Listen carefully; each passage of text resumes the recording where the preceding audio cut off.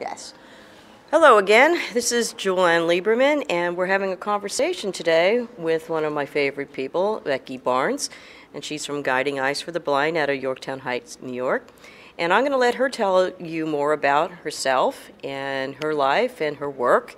And hopefully, if you have some kind of questions or further information, Becky will share how to reach her at the end.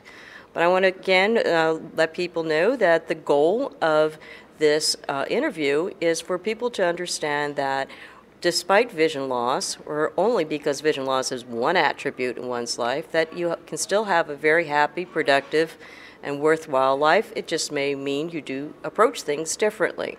From that, I'm going to turn that over to let Becky say hi to you.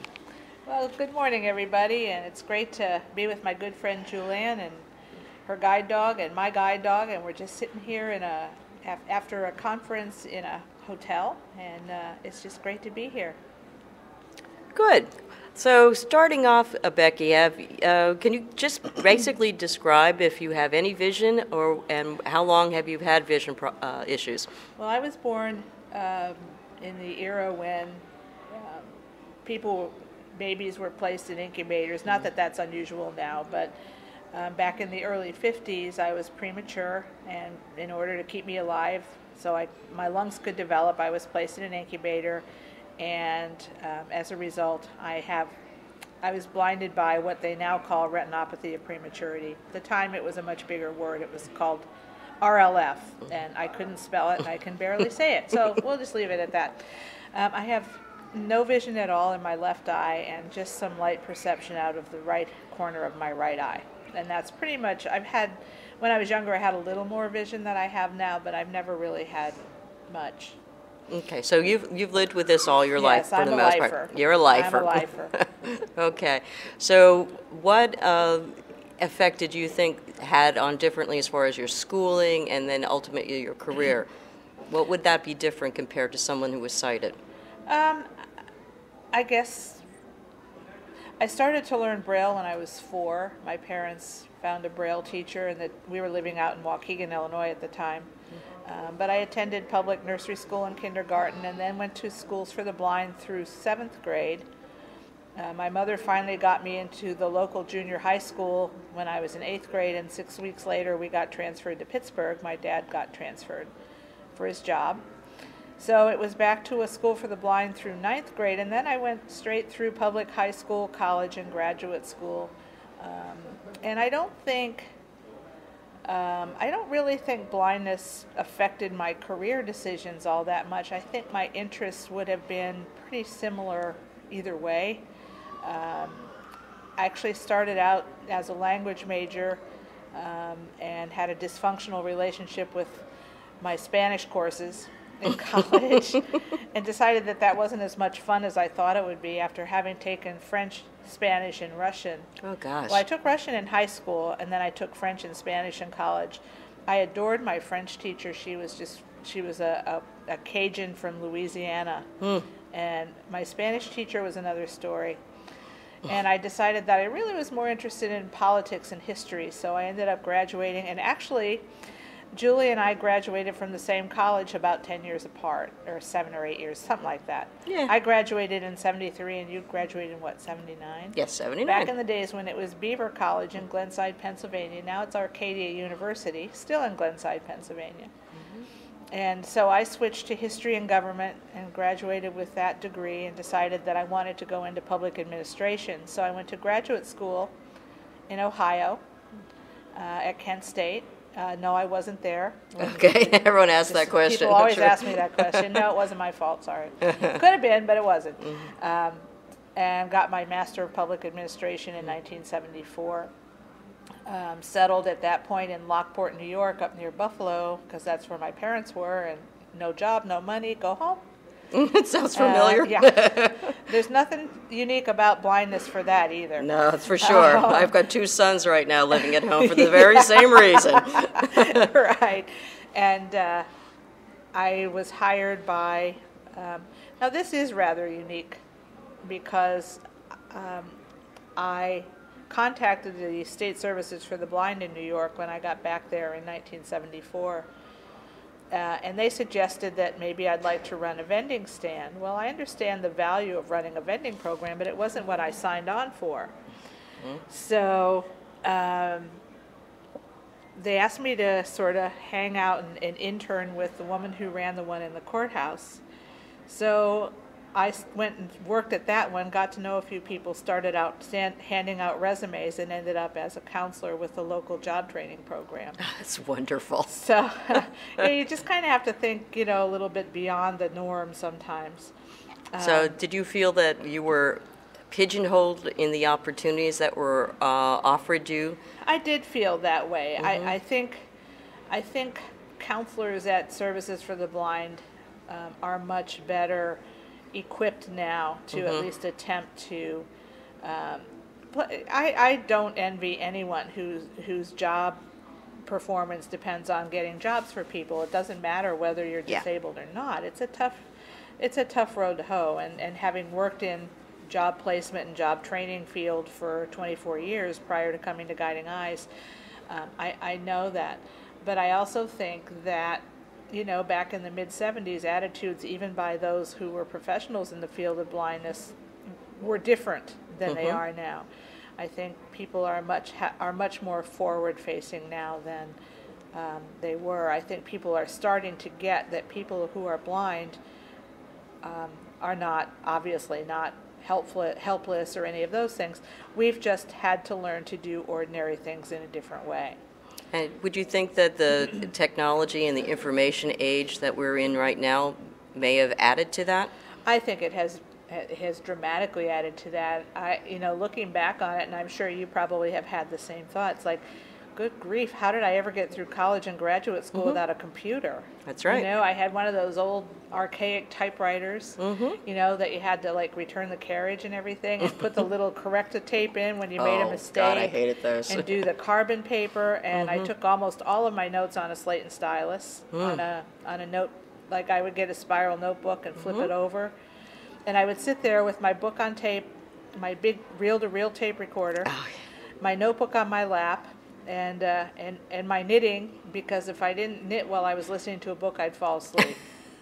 So you incorporated multitasking. I was multitasking. Even before it was fashionable. Even before it was fashionable. Yeah. But I used to do double pages in those spiral notebooks because the pages wouldn't hold the braille very well if you used the single one. And I actually found some of my own notebooks not too long ago from one of my history courses, and I actually was trying to find some specific information because I was watching Jeopardy and I wanted to know if that was really the right answer or not, And I could actually still read it. Yeah. Oh, that's great. Yeah. And that's again, considering that it's probably book has moved around an awful lot for it to stay in boxes. Yeah, that's pretty impressive. Yeah, it's pretty cool. I was surprised. Yeah. I was surprised I understood my own shorthand actually more than anything else. In addition to grade 2 Braille, you had your own. Oh, of course. Yes. Yeah. Anybody who's been a long-time Braille user can relate to that. I would imagine so. Yeah. Well, it's no different than shorthand that people use when they're taking their own notes. That is true. That is true. Especially now when you think about text messaging and email and all the little language now, LOL and all that great stuff. I think that's the only one I actually know what it means. Oh, okay. Well, there's some I know what they mean, but I don't want to disclose that there are a couple of those that I know too. Yes, but we won't go there. We won't go there. They're on Facebook once in a while, Absolutely. So tell me about your job that you're currently doing at Guiding Eyes. Well, I work at, in 1995, I finally decided that I'd really like to get, or 1994, I guess, I decided that I'd really like to get a guide dog. Up to that point, I'd been a cane user and lived on my own and did all that stuff and hadn't really thought too much about getting a guide dog, primarily because for a long time, the conventional wisdom was that if you had any vision at all, and even as little as I had, you wouldn't trust your dog enough. And that is an issue when people with some residual vision are being trained with guide dogs, but it's not a deal breaker. It doesn't have to be. So I was told that too, by the way. Yes. So I finally made the decision, and in 1995 I got my first guide dog, and her name was Rowan. She was a golden retriever. And Guiding Eyes for the Blind hosted a walkathon every year, and so I started going down, and in 1997, my husband and I got married, and he came down with me a couple times, and we were we were driving home from Yorktown Heights, which is on the east side of the Hudson, and we both commented about how beautiful it was. It was a gorgeous fall day, and gee, it wouldn't be so bad to live down here. So an opening came up for a volunteer opening, and they also indicated that they might have a paid opening. So I sent a resume and kind of didn't think about it again. And in January, I came home from work, and I walked in the house, and my husband Jim said, "Sandra from Guiding Eyes is on the phone." I said, "Who?" And they wanted me to come down for an interview, so I did, and fortunately they hired me in June of '99. We moved down to Yorktown Heights, New York, had instant sticker shock. Oh, yes. Oh, my goodness. Who knew? Economic difference. Yeah, and my husband was born and raised up in Lockport, and he hesitated for maybe a split second before he said, "No, of course you should take the job." So I was really fortunate with that, too. My title is a long one. It's Manager of Consumer Outreach and Graduate Support. I also do student services for our students who are in classes. And a lot of what it means is reaching out to both potential guide dog handlers and also professionals in the field of blindness to educate them about all the great things about working with guide dogs and so on, and also overseeing our graduate support system. We have a graduate council, being available to help our graduates who need advocacy help, with different things. I think the most calls I get are from people whose landlords are insisting that that they have to, that either they don't have to allow the guide dog or that they have to pay an extra deposit, both of which are illegal. So, whatever else I can do, it's a job about which I have become passionate because I'm passionate about all the aspects of working in the blindness field and working together to help people who are dealing with vision loss to reach their full potential. And ultimately, the goal I think that we all share is for people to have the opportunity not just to be independent, but to also be active and contributing members of their community. So well put. That it's often the case. People say, "Oh, well, it's nice to work with blind people and support blind people," but at the same time, it's really rewarding when you see that someone that you've worked with now and perhaps gave some advice or counsel is now doing fantastic things with their own life and contributing a great deal to the betterment not just of the community of blind people, but the community at large. It's pretty exciting. You've got some pretty impressive graduates there. We do, like you. I wouldn't get that carried away.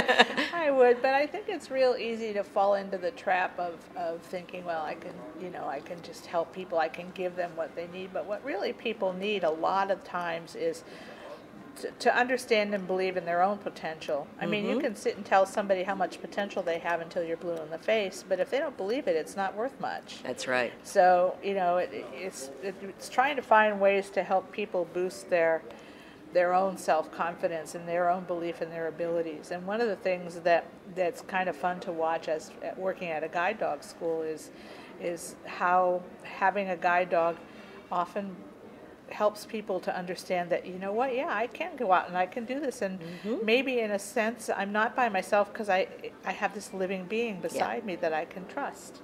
Yeah, I can, from personal experience with using both the cane and the dog, I find myself not only from a mobility standpoint traveling more smoothly, because I'm navigating my environment being led rather than encountering something with the cane. Not that that's, it's just different. And I find it, for me, it's smoother. And I also find that, for better or worse, people will find me a lot more approachable when I'm there with this good-looking black lab. And people, I'm not afraid to ask for directions or questions. Less likely to, because people then get it. They see the dog and they get it, and he's also incredibly appealing. He's a flirt. So it's an easy way to engage other people, whether you need their assistance. Sometimes, again, that's a double-edged sword because you're trying to get to your train on time, and you're getting stopped by a million people asking questions and asking you about your dog.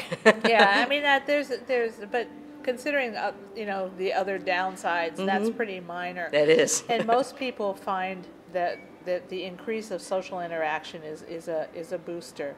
Gives you an opportunity to talk about your positives rather than have them assume the negative when they see you.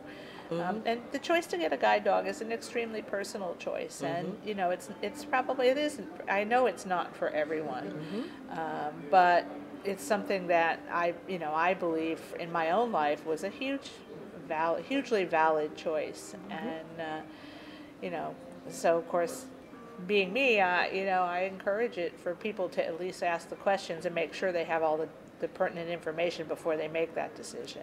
That's right, because as we joke around, we were both here at this, staying at this hotel, and our white canes would not have needed to get up and go out in the cold to go relieve itself. That's right, and we turned the clocks back last night. Our white canes would not have been awake an hour earlier going, "It's time to feed me, I don't care what your clock says." That's right, my white cane would not have put his wet nose on my arm and said, "Excuse me, it's time to get up." That's right, that's right. But then again, what a way to wake up, though, to hear that thumping tail against the wall saying, "Hey, Mom, I'm here. You're not alone." That's right. And that is a reward feeling. So while you're on the road all the time and you're doing such great work at Guiding Us, what do you do on your off times? What do you do for fun?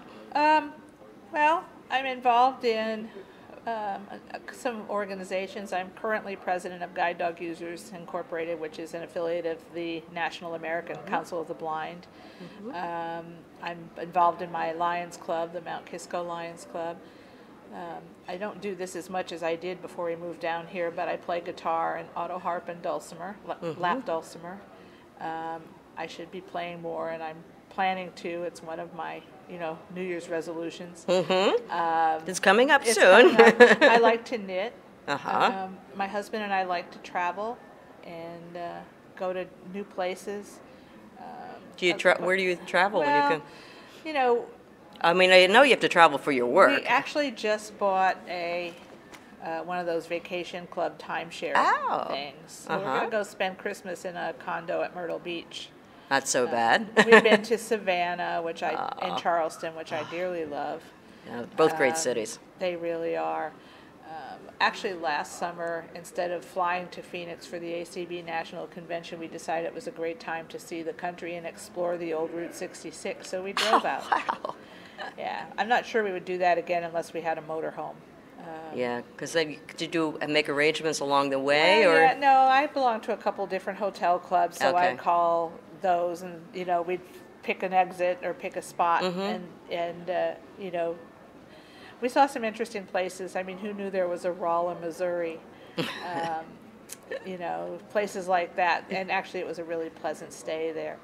A Shamrock, Texas, which is there was an old restaurant that had been converted into a newer restaurant that was a Route 66 landmark in this little Texas town. Those kinds of things, and that was parts of New Mexico and Texas are really interesting. And I have a brother who lives in Arizona, so of course I got to see him. So we like to do those kinds of things. Of course I like to walk. I don't exercise as much as I should. I'm sure most people everyone will tell says you the that, same yeah. thing. That's right. But you have to at least get your dog some exercise, so you're doing somewhat. That's right. That's right. Not as many miles as I should be clocking, I'm sure. That's right. I love to read. Like you, I'm a big downloader of books.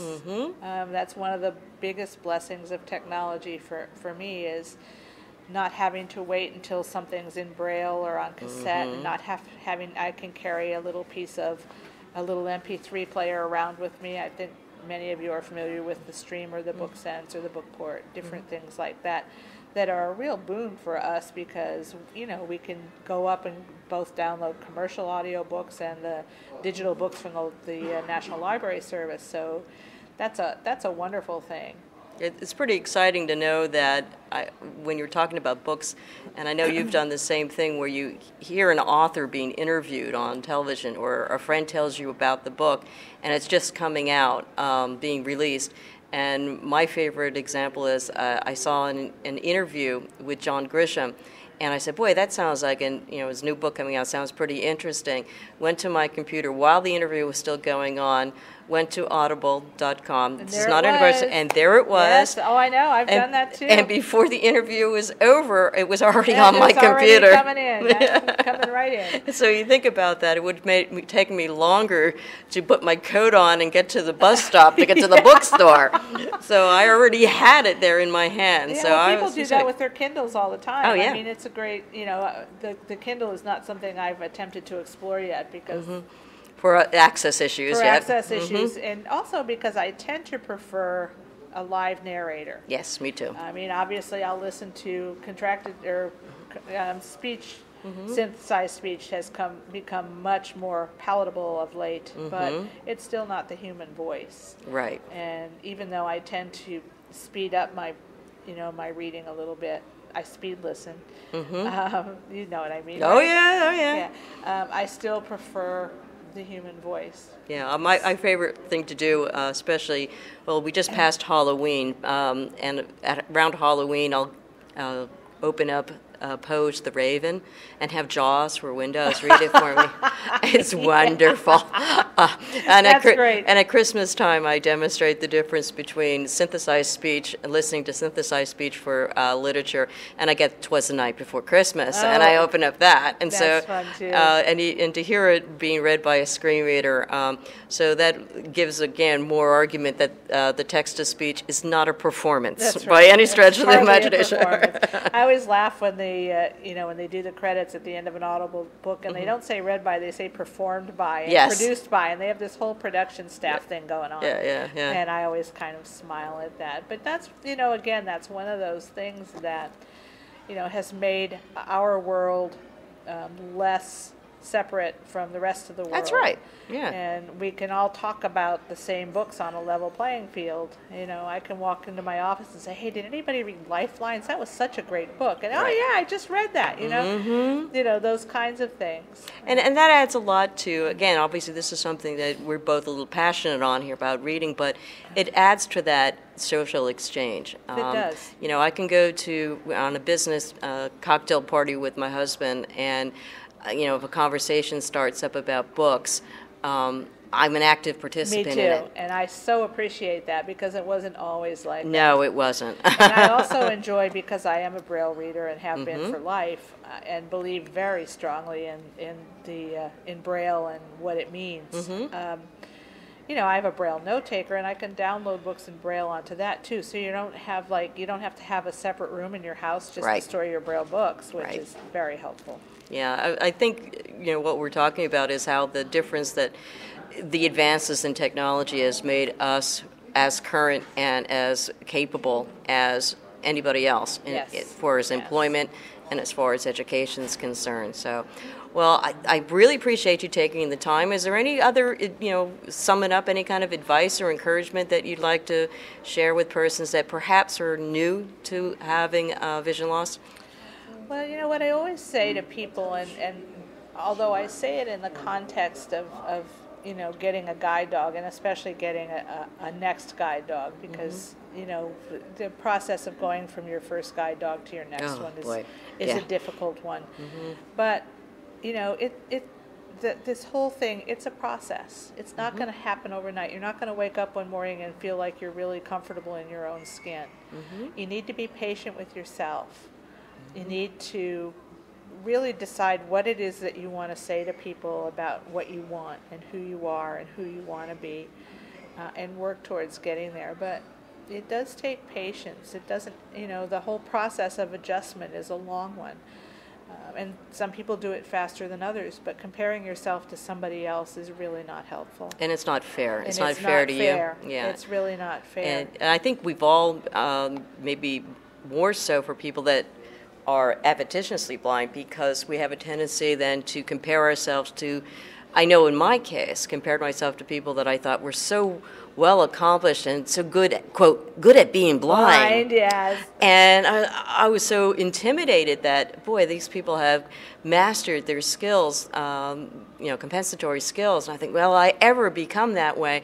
And then I started giving myself a little bit of credit, saying, you know what? You don't have to be that way. No, you got to be. You got to be who you are. You got to be who That's you right. are. And that's just so important. And one of the biggest lessons I learned when I started working at Guiding Eyes is because I had not really, from the time I left the School for the Blind at the end of my 9th grade year until the early 90s, I had almost no contact with the blind community at all. I Wow. wasn't involved in any of the organizations. I didn't know about them. I just was uninvolved, and other than, I think there was one blind guy that lived in my community, and he drove me nuts because all he did was sit around his house and smoke cigarettes, and to me that was just absurd. And he was someone like me, he was a lifer. But one of the things that I became really conscious of is the process that people go through when they're dealing with vision loss as adults, young adults. And how dramatically it does change their life. I mean, to me, it's all I've ever known. So that's just who I am. It's just always been part of who I am. And there's a big difference between that and having to make huge adjustments in your life so that you can pick up and carry on. And I've met people whose career paths were very visual, photographers, truck drivers, things that, I mean, there aren't very many things that we can't do, but there are some that are not real practical. So now. you don't recommend airline pilot well, or you know, if you traffic fly on controller? I wonder about some of the pilots Yeah. I've flown with sometimes, and if you're flying on instruments, maybe. Well, anyway, but I kind of think I would be more comfortable if he I had think I'll vision. take the train. Me, that's right. Take the train. Yeah. I think you're right. I think you have to recognize that you're being asked a lot of at that point, and rather than look to other people and compare yourself to them, reach out to them for guidance and help and advice. It's much more productive. That's right. Well, And thank if they're you. not willing to give it to you, then find somebody else. That's right. Someone else that'll be, and they are. And I think, as we all say, that everyone you meet has their own personal characteristics, one of which may be vision loss, but there are individuals that are very giving and helpful, and there are others that are a lot more private and personal. So we always say that it's just a matter of how you ask and who you ask, but there is help out there. There is. There absolutely is. And there are people who are not necessarily in any kind of a position, a career position or official position. They're just people who've been there and be more than willing to share their experience and see if there's anything in there that can help you. Well, thank you for sharing your experiences, and I hope our listeners gained a lot of inspiration out of this. And for further information, how can they reach you if they need to contact you, or more about Guiding Eyes? Well, both. My home email is BeckyJimB, that's BeckyJimB at optonline, optonline.net. Or you can reach me at bbarnes, that's BBARNES, at guidingeyes.org. And occasionally you can reach me at my office during the day. I do check my voicemail regularly. It's 914-243-2210. Well, thank you very much. And for more information about Guiding Eyes, the website is? guidingeyes.org. All right. Thank you so much. Thank you, Julie. All right.